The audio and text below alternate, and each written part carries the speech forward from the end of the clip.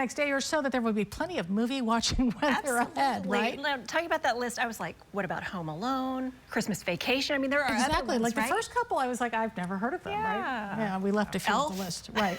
Okay, you've got lots to watch here as the weather starts to roll through.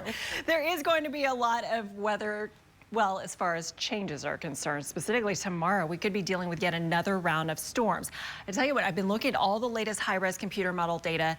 Even though tomorrow is going to be a weather alert day, it is a precautionary weather alert day. Although we are under a severe weather threat, and although there is even a possibility of tornadoes, as I look at everything, I have a feeling timing will be on our side to hopefully prevent us from having anything bad happen here, with the most likely scenario being East Texas. It's 57 degrees outside right now. We're already starting to see some fog develop. Our high temperature today was only 60, unseasonably cool. Average high for December 25th is 62. So it was a cool Christmas, all things said and done. Overnight tonight, there could be some patchy, dense fog in advance of our next weather maker. Now, here's last night's system, the one that brought the hail and the high winds and all the craziness into Fayette County, Lee County, Caldwell County, Bastrop County. It's kind of stalled out near Houston. Here's our next weather maker. It's a Pacific front, which means it's not going to bring any Arctic air, but it is going to be potent enough to, again, possibly bring some showers and storms. It's a level 1 of 5 severe thunder threat from Burnett County points east, a level 2 of 5 threat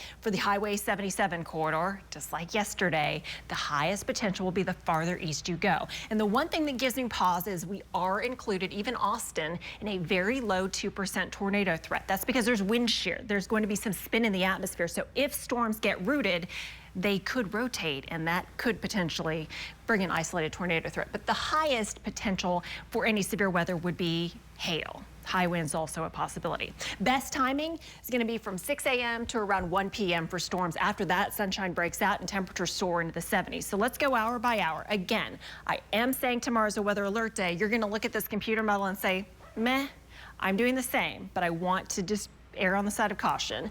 Patchy drizzle, some spotty showers when you wake up in the morning. Here's 9 o'clock, still watching for a couple of storms to fire at this point. Some could try to strengthen, but typically we see the strongest instability during the afternoon, during the heat of the day. I have a hunch Milam County might be around lunchtime, the spot to watch. And then as that continues pressing east, the most likely scenario for the severe weather. So if this is how things pan out, we'll be good to go tomorrow. You may see a little bit of light rain and no big deal. Cold front pushes through, 48 degrees, a little cooler, less humid to start off your Friday.